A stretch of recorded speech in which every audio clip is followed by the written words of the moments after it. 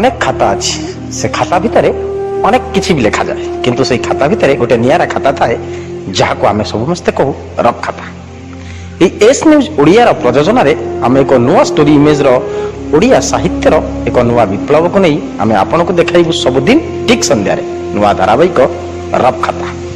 हाँ दर्शक बंधु आपको आम रफ खातार ना एपाई तो जीवन में सब मूल्यवान हूँ रफ खाता। कहीं या रफ तो कही पारती किंतु प्रकृत में से खाता जे केते महान आम जीवन में आमर नुआ धारावाहिक रफ खाता देखिले आपण माने जानि परिबे। याको संयोजना करिसेंती अध्यापक प्रफुल्ल साहू आउ एतरे सह संपादिका अछंती प्रगति भुइया आउ प्रयोजक प्रसन्न कुमार दास। एस न्यूज ओडिया इ नुआ प्रयास कवि लेखक और गाल्पिक को नहीं आपण माने देखिबा को जमा भूलिबेनी। आमर स्टोरी इमेज ना होउची रफ खाता। नमस्कार दर्शक बंधु मु शर्मिष्ठा साहू स्टोरी इमेज रफ खाता रे आपनक स्वागत। आमे ओडिया जगन्नाथ संस्कृति आम संस्कृति आम धान खेत बाड़ी बगीचा कला संस्कृति ठाकुर घर विश्व दरबार रे बेस परिचित। तेबे आमे विदेशी हेबाकू चाहेबा काहेकि आमे विदेशी हेबाकू चाहेबा काहेकि से दिन कवि सूर्य बलदेव रथ कहिथिले जगति केवल जने हसिबे एहा तेहु फल। तेबे आमे बहुत भोगी सारूणी वर्तमान केवल समय आम साहित्य एवं आम संस्कृति को पढ़िबार। तेबे चलंतु आम रफ खाता को आमे पढ़िबा। आज रफ खातार पृष्ठारे अछंती श्रीजुक्त श्यामपद चटर्जी स्नातकोत्तर ओडिया विभाग छात्री शर्मिष्ठा साहू विशिष्ट आलोचक तथा अध्यापक डॉक्टर निरंजन साहू। चलंतु सेमानकु आज सुनिबा। मोस माझी पाखे ठिया होई आउ गड़ा अनी लुह एते शांति रे टिके मु सोई अछि एठी उठा अनी आउ मते उठी गले थरे तुम आखि लुह करी देव विचलित आग परी आउ पारिबनी पोछि लुह तुम मोर हाथ पारिबिनी आउ बुझाई तुमको तुंडरे मो नाही कथा दुई पद कथा कही पारुथिले नथांता तिले भी चिंता आखि नाही जेणु झरी बनी तेणु तुम पाई मोर लुह कांद माड़ुथिले कांदी न पारिले आत्मार भी उठे कोह शर्त रखी केही भल पाए नाही रखिथिल तुमे शर्त परिस्थिति पाखे हारी जाई शेषे बदलाई देल पथ अनुताप निया जाली पारे नाही जानी अरजिला पाप सेथिपाई तुम जीवनटा एबे पालटिछि अभिशाप नेहुरा होई मु कहुछि तुमको शीघ्र एठू चली जाओ आर जन्मकू भेटा भेटी हवा बाट मोर चाहि थाओ आर जन्मकू भेटा भेटी हवा बाट मोर चाहि थाओ आर जन्मकू भेटा भेटी हवा बाट मोर चाहि थाओ। नमस्कार मु शर्मिष्ठा साहू स्टोरी इमेज रफ खाता रे आउ एक नुआ कविता सहित आपनक सम्मुखरे। आज मो कवितार शीर्षक मु ओडियाणी। हाँ मु ही ओडियाणी हाँ मु ही ओडियाणी सकाळर छेरा पहराठू खरा बेलर बड़ीचूरा जाए सकाळर छेरा पहराठू खरा बेलर बड़ीचूरा जाए केबे हेले भी मु भूलिबिनी काहेकि ना मु ओडियाणी। पूजा पार्वण रे चितामुरुजठू पूजा पार्वण रे चितामुरुजठू संध्या बेलर संध्या धूप जाए केबे अवहेला करिबिनी काहेकि ना मु ओडियाणी काहेकि ना मु ओडियाणी। पाठ साठ आउ नाच गीतठू पाठ साठ आउ नाच गीतठू रंठण संठण पुणी घर करना जाए रंठण संठण पुणी घर करना जाए केबे अलसुआ होइबिनी काहेकि ना मु ओडियाणी काहेकि ना मु ओडियाणी। गुरु गुरुजन ब्राह्मण वैष्णवठू गुरु गुरुजन ब्राह्मण वैष्णवठू चलंती मूर्ति मो बापा माँ जाए चलंती मूर्ति मो बापा माँ जाए केबे बे खातिर करबिनी काहेकि ना मु ओडियाणी काहेकि ना मु ओडियाणी। शुभ परिणय आउ अष्टमंगलाठू शुभ परिणय आउ अष्टमंगला ठू अहिसु लक्षणी थिबा जाई मथारो ढणा काढिबिनी काहेकि ना मु ओडियाणी काहेकि ना मु ओडियाणी। सखा सहोदर बंधु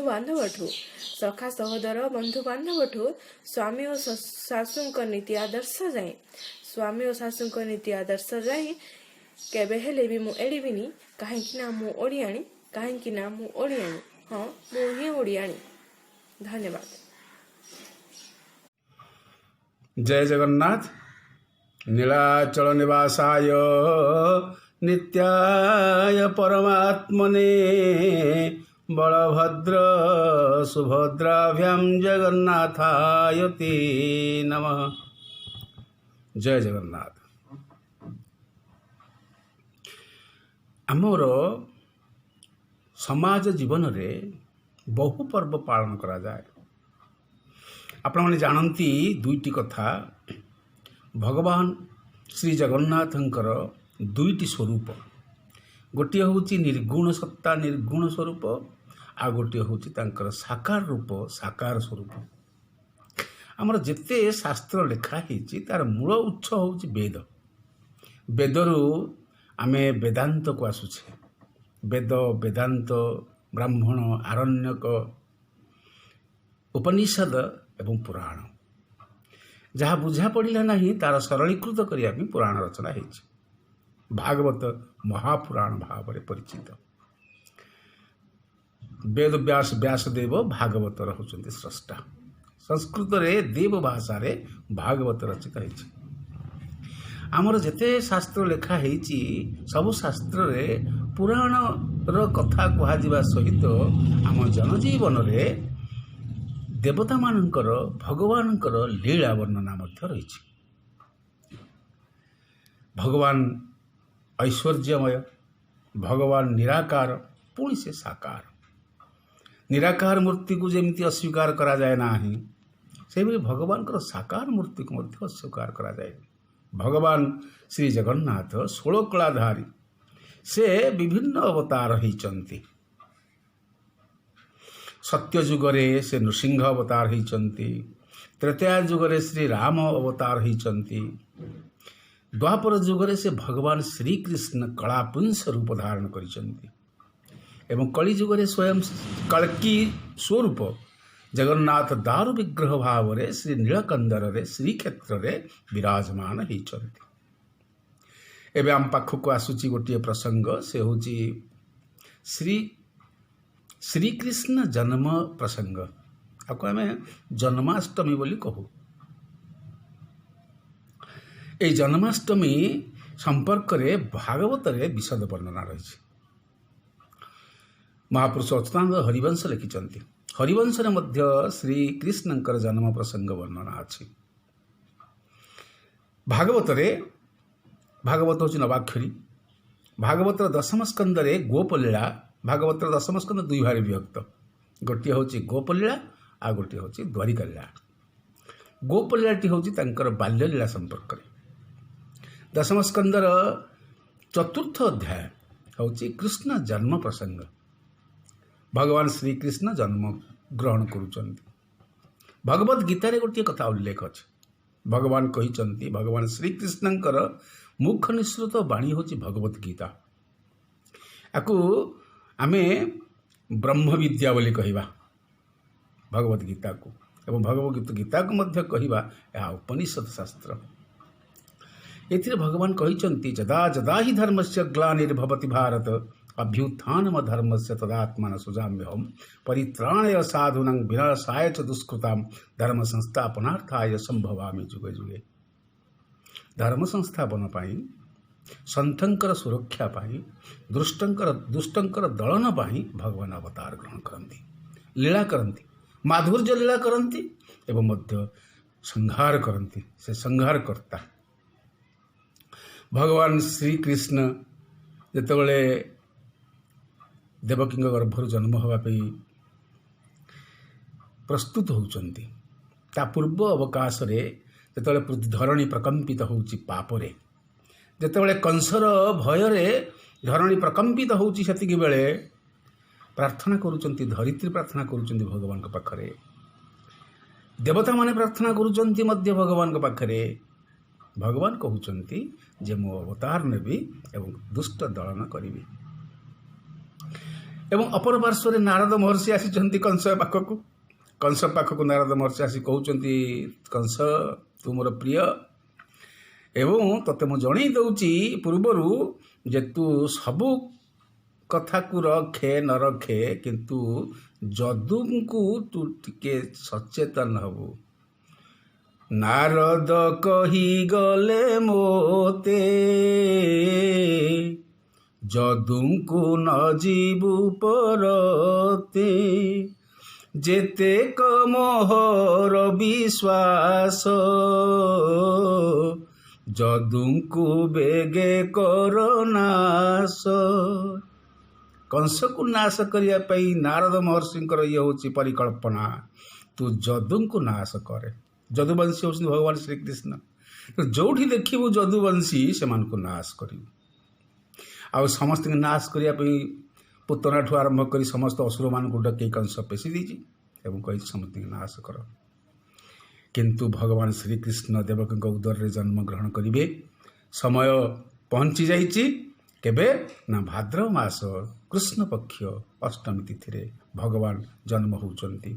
ଭାଦ୍ରବ ମାସ କୃଷ୍ଣ ପକ୍ଷ ସକଳ ଗ୍ରହେ ଛନ୍ତି ଉଚ୍ଚ, ଅଷ୍ଟମୀ ନିଶି ନିଶାର୍ଦ୍ଧରେ ଅର୍ଦ୍ଧରାତ୍ରିରେ ରୋହିଣୀ ବୃଷର ସଂଯୋଗେ, ବୃଷ ରାଶିରେ ନିଶାକର ଚନ୍ଦ୍ରମା ନକ୍ଷତ୍ର ଗ୍ରହେ ବଳିୟାର। ଯେତେବେଳେ ଗ୍ରହମାନେ ବଳିୟାର ଅଛନ୍ତି ଭଗବାନ ଅବତୀର୍ଣ୍ଣ ହେଉଛନ୍ତି, ଧରାବତରଣ କରୁଛନ୍ତି ଦୁଷ୍ଟ ନାଶନ କରିବା ପାଇଁ। ଭଗବାନ ଜନ୍ମ ହେବେ। କେଉଁଠି ଜନ୍ମ ହେବେ? କିପରି ଜନ୍ମ ହେବେ? ଭଗବାନ ଜନ୍ମ ହୋଇଛନ୍ତି, ଗୋଟିଏ ତାଙ୍କ ପାଇଁ ଆଧାର ଦରକାର। ସେଥିପାଇଁ ଏଭଳି ଗର୍ଭ ଦେବକୀଙ୍କର ଥିଲା। ଏତେ କଷଣ ସେ ପାଇଥିଲେ, ସେଇ କଷଣର ନିରାକରଣ ପାଇଁ ଭଗବାନ ଦେବକୀଙ୍କ ଗର୍ଭରେ ଜାତ ହୋଇଛନ୍ତି। ଦେବକୀ ଲୋକରେ କଷଣ, ଜାଣିଲେ ଦେବ ନାରାୟଣ, ତେଜିଲେ ଜଳଧିଶୟନ, ବସୁଦେବର ଦେହେ ଜାଣ। ଭଗବାନ ବସୁଦେବଙ୍କ ଦେହରେ ତାଙ୍କର ଜ୍ୟୋତି ରୂପକୁ ପ୍ରବେଶ କରେଇ ଦେବକୀଙ୍କ ଗର୍ଭରେ ଜାତ ହେଲେ। କିପରି ନା ଦେବକୀଙ୍କର କଷଣ ଆଉ ସହିପାରିଲେ ନାହିଁ। ଏବଂ ଦେବକୀ ଅନ୍ୟପଟରେ କଂସ ଦେବକୀଙ୍କ ଗର୍ଭରୁ ଜନ୍ମ ହୋଇଥିବା 6 ପୁଅକୁ କଂସ ବିନାଶ କରିସାରିଛି। ଏବଂ ସପ୍ତମ ଗର୍ଭଟି ଲୁଚିଛନ୍ତି, କାରଣ ବସୁଦେବଙ୍କର ଅନ୍ୟତମ ପତ୍ନୀ ହେଉଛନ୍ତି ରୋହିଣୀ। ତାଙ୍କ ଗର୍ଭକୁ ନେଇଛନ୍ତି ଭଗବାନଙ୍କ ନିର୍ଦ୍ଦେଶରେ। ଭଗବାନ ଯେତେବେଳେ କହିଛନ୍ତି ଦୁର୍ଗାଙ୍କୁ, ଦୁର୍ଗା ମା ଅମ୍ବିକା ତୁମେ ଯାଅ ଷଷ୍ଠ ଗର୍ଭକୁ ତୁମେ ନେଇଯାଅ କେଉଁଠିକି ନା ରୋହିଣୀଙ୍କ ଗର୍ଭକୁ। ରୋହିଣୀ କଂସର ଡରରେ ରୋହିଣୀ ଅଛନ୍ତି ନନ୍ଦ ଘରେ, ଏବଂ ସେ ନନ୍ଦ ଘରେ ରୋହିଣୀଙ୍କ ଗର୍ଭରେ ସ୍ଥାପନ କରାଅ। ବଳଦେବ ଜନ୍ମ ହୋଇଛନ୍ତି। ବଳେ ନୋହିବେ କେହି ସମ, ନାମ ହୋଇବ ବଳରାମ। ବଳରାମ ପୂର୍ବରୁ ଜନ୍ମ ହୋଇସାରିଛନ୍ତି ଏବଂ ଦେବକୀଙ୍କ କଷଣ ସହି ନପାରି ଭଗବାନ ଶ୍ରୀକୃଷ୍ଣ ଅବତାର ଗ୍ରହଣ କରିଛନ୍ତି। ଆକାଶେ ଉଦେ ନିଶାକର, ଗୋବିନ୍ଦ ଉଦରୁ ବାହାର। କିପରି ନୀଳ ଜିମୁତ ଦେହ କାନ୍ତି, ବଳୟ ମଣି ଝଟକନ୍ତି। ପିତ ବସନେ କଟି ସୋହେ, ରୂପ କୋଟିଏ କାମ ମୋହି। ଭଗବାନଙ୍କ ସ୍ୱରୂପ, ଭଗବାନଙ୍କ ରୂପ। ଭଗବାନ କ'ଣ ଏମିତି ସେମିତି?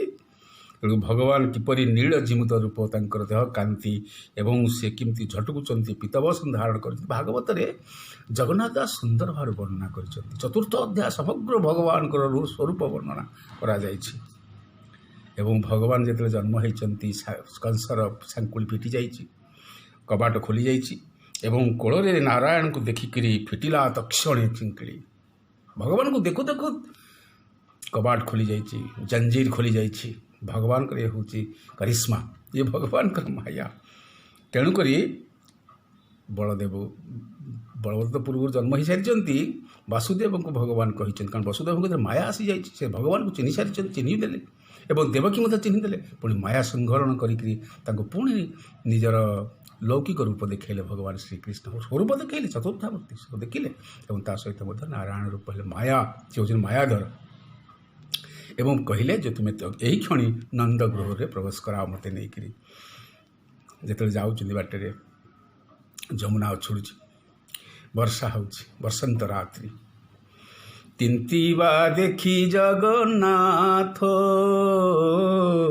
ଫଣାରେ ଢାକିଲା ଅନନ୍ତ। ବର୍ଷା ଛତା ପ୍ରୟୋଜନ ହେଲା ନାହିଁ, ଭଗବାନ ସ୍ୱୟଂ ଆସୁଛନ୍ତି। ତେଣୁକରି ଅନନ୍ତ ନାଗ ତତ୍କ୍ଷଣେ, କାରଣ ଭଗବାନ କ୍ଷୀରାବ୍ଧି ତନୟ କ୍ଷୀରସାଗରରୁ ଆସୁଛନ୍ତି ଏବଂ ତାଙ୍କ ଶୟନ କରିଛନ୍ତି ଅନନ୍ତଙ୍କ ଉପରେ। ଏବଂ ତକ୍ଷଣେ ଯେତେବେଳେ ବର୍ଷା ପଡ଼ୁଛି ସେତେବେଳେ ଅନନ୍ତ ଆସି ପକ୍ଷିଆ ହେଇଯାଇଛନ୍ତି, ଘୋଡ଼େଇଛନ୍ତି। ଘେନିଣ ଜାନ୍ତେ ଭଗବାନ ଆଗେ ଓ ଗାଳେ ଉଗ୍ରସେନ। କହିବାର ତାତ୍ପର୍ଯ୍ୟ ହେଉଛି ଭଗବାନ ବସୁଦେବଙ୍କୁ ଦେବଙ୍କୁ ଦର୍ଶନ ଦେଇଛନ୍ତି ଏବଂ ଉଗ୍ରସେନଙ୍କୁ ମଧ୍ୟ ଦେଇଛନ୍ତି। ଉଗ୍ରସେନ ହେଉଛି କଂସର ବାପା, ତାଙ୍କୁ ମଧ୍ୟ ଏତେ କଷ୍ଟ ଦେଇଛି କଂସ, ପ୍ରହରୀ କରିକି ଜଗେଇଛି ରାତି ସାରା ଜଗିବୁ, ଏବଂ ତାଙ୍କୁ ମଧ୍ୟ ଦର୍ଶନ ଦେଇଛନ୍ତି। ଭଗବାନ ଦର୍ଶନ ନ ପାଇଲେ ଉଗ୍ରସେନ ଛାଡ଼ିବନି ବୋଲି ଯେତେବେଳେ ବସୁଦେବଙ୍କୁ କହିଛନ୍ତି, ବସୁଦେବ କାତର ହୋଇ କାନ୍ଦିଛନ୍ତି, କାରଣ ଏପଟେ କଂସ ରାତି ପାଇଲେ କଂସ ଆସିବ ମୋ ପୁଅକୁ ହତ୍ୟା କରିବ। ଏଇଥିପାଇଁ ବ୍ୟାକୁଳ ହେଉଥିଲା ବେଳେ ବସୁଦେବ ଉଗ୍ରସେନ ଛାଡ଼ୁନାହିଁ ବାଟ। ଭଗବାନ ଶଙ୍ଖ ଚକ୍ର ଗଦା ପଦ୍ମ ଦେଖାଇ ଦର୍ଶନ ଦେଇଛନ୍ତି ଏବଂ ଯମୁନାରେ ପଶିବା ପାଇଁ କହିଛି, ଯମୁନା ବାଟ ଛାଡ଼ି ଦେଇଛି। ଏବଂ ନନ୍ଦ ମନ୍ଦିରରେ ପ୍ରବେଶ କରିଛନ୍ତି ଭଗବାନ। ଏବଂ ସେଠି ପୂର୍ବରୁ ଯେଉଁ ଦୁର୍ଗାଙ୍କୁ ପଠାଇଥିଲେ, ଦୁର୍ଗା ସେଠି ଜନ୍ମ ହୋଇଥିଲେ ଏବଂ ଦୁର୍ଗାଙ୍କୁ ଆଣିକରି ମଧ୍ୟ କଂସ ଗୃହରେ ରଖିଛନ୍ତି। ଏ ହେଉଛି ଭଗବାନ ଶ୍ରୀକୃଷ୍ଣଙ୍କର ଅବତାର, ଲୀଳାବତାର। ଏବଂ ପରେ ପରେ ତାଙ୍କର ଲୀଳା ବିକାଶ ଘଟିଛି ଭାଗବତର ଦଶମ ସ୍କନ୍ଧରେ, ଗୋପଲୀଳାରେ ଏବଂ ଦ୍ୱାରିକା ଲୀଳାରେ। ଜୟ ଜଗନ୍ନାଥ, ଜୟ ଜଗନ୍ନାଥ, ଜୟ ଜଗନ୍ନାଥ। ତେବେ ହଁ ଦର୍ଶକ ବନ୍ଧୁ, ଆମ ଚ୍ୟାନେଲକୁ ଲାଇକ୍, ସେୟାର, ସବସ୍କ୍ରାଇବ୍ ଆଉ ଗୋଟେ ଛୋଟ କମେଣ୍ଟ କରିବାକୁ ଜମାରୁ ଭୁଲିବେନି। ରହୁଛି, ନମସ୍କାର। ତେବେ ଆପଣଙ୍କ ମୋବାଇଲରେ କବିତା ହେଉ କି ଗଳ୍ପ ନିଜେ ପଢ଼ି ଆମ ହ୍ୱାଟ୍ସଆପ୍ ନମ୍ବରକୁ ପଠାନ୍ତୁ। ଆମ ହ୍ୱାଟ୍ସଆପ୍ ନମ୍ବର 7504422096। ଆଉ ଥରେ କହିଦେଉଛୁ 7504422096। ଆମ ଯୋଗାଯୋଗ ନମ୍ବର 9337286723। ରଫ୍ ଖାତା।